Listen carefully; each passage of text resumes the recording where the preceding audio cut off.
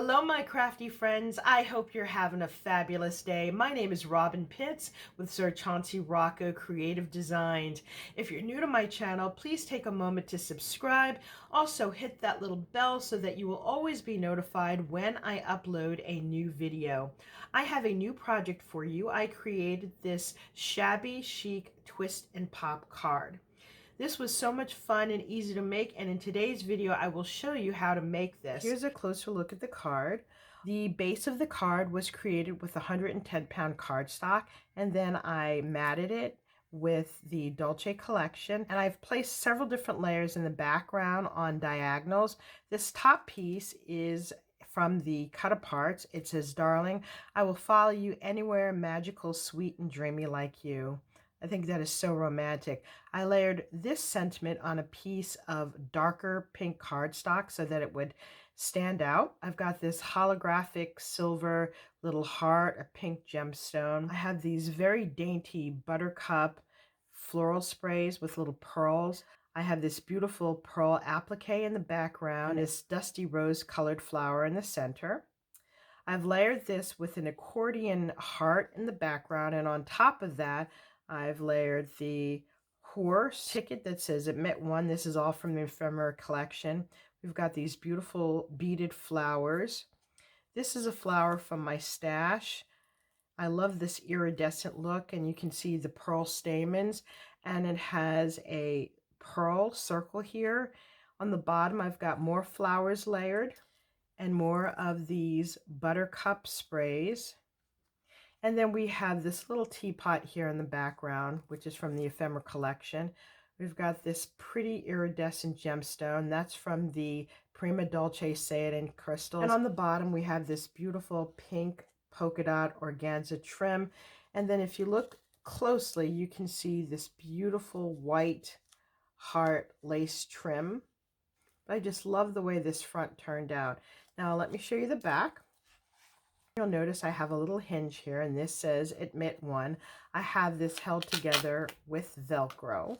The reason I've included this is because when I created the card using the 110-pound cardstock on the mechanism inside, it made the card a bit bulky, as you can see here. So rather than use a belly band and take up precious real estate on the front of this card, I decided to create a little hinge on the back. So this is simply 2 inches. I scored it in half, and then another 1/8 inch to the right of that. Now, typically I would have used magnets, which are much flatter. However, since I've added this after the card was already created, I did use the Velcro. So to open the card, I just simply pull open the tab, and ta-da! This is the Twist and Pop card. I think this looks so beautiful. On the top here, I have it matted with this beautiful rose paper that has cherubs on the side. And on the top it says, "I love you, my chérie." On the inside, we've got these 4 panels. Now these panels are 4 inches tall, and they're 2 3/4 wide. And these are simply cut aparts from the paper collection. Here we have a little horse with a cupcake on the top.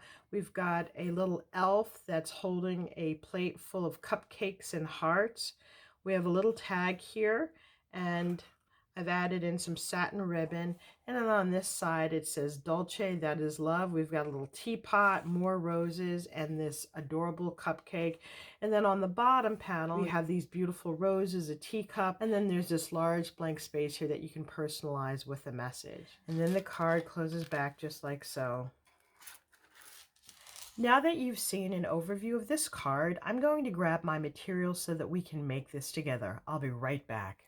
I have gathered the materials to make our Twist and Pop card. We are going to be using the Prima Dulce collection once again. I've cut out my card base, which is a 6x6 card, so you will need to cut a piece of paper that measures 6 inches by 12.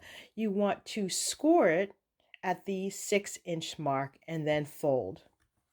To save time, I've already gone ahead and placed the mats on the outside and inside, and I generally like to have about a 1/4 inch border, so the mats on the front and inside are 5 3/4 by 5 3/4. And you can see that there's a nice little border around each section.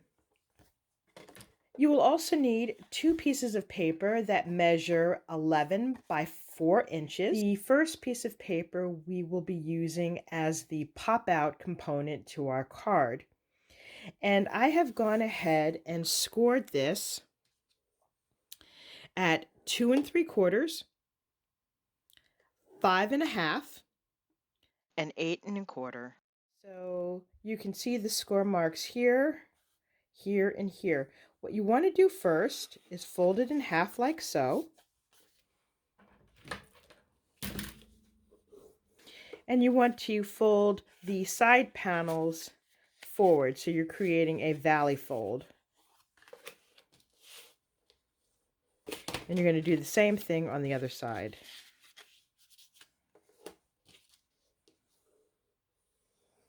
So your piece should look like an M.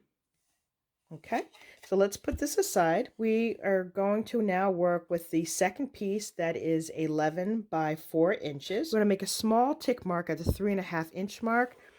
You want to score all the way down on the 5 1/2 inch mark, because that is exactly the middle of this paper. And then you want to make another small tick at the 7 1/2 inch mark. Turn your paper around to the short side.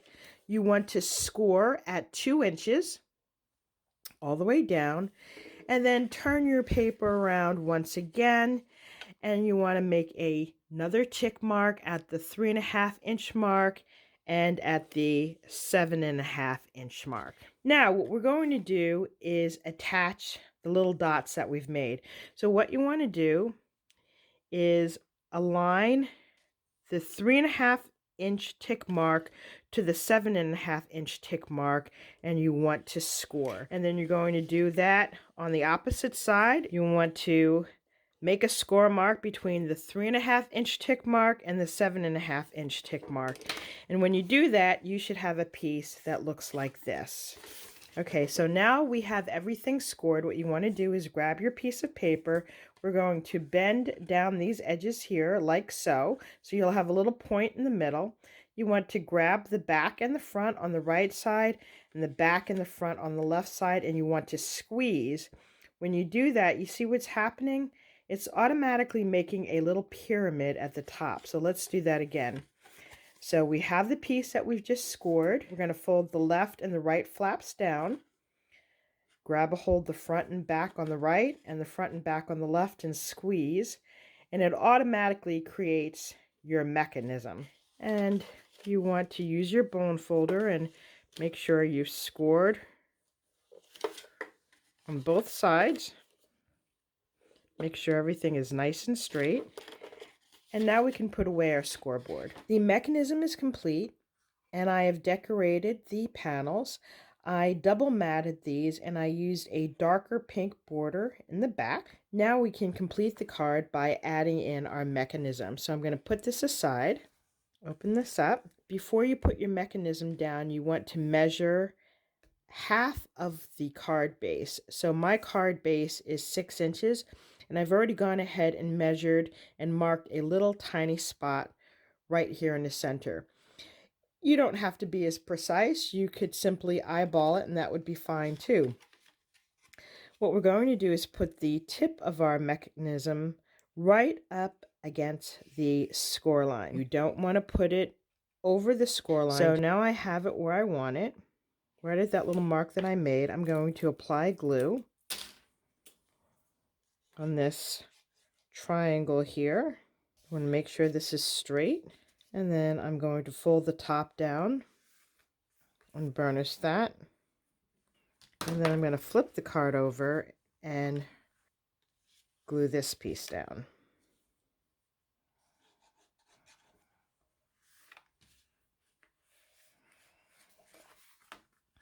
I'm going to give this a few minutes to dry. I want to make sure that the mechanism is securely attached to the card base. So let's open the card up, and you can see our mechanism. Now what we're going to do is take our card, and we are going to put a little bit of glue here in this lower left-hand corner. And I'm going to line this up.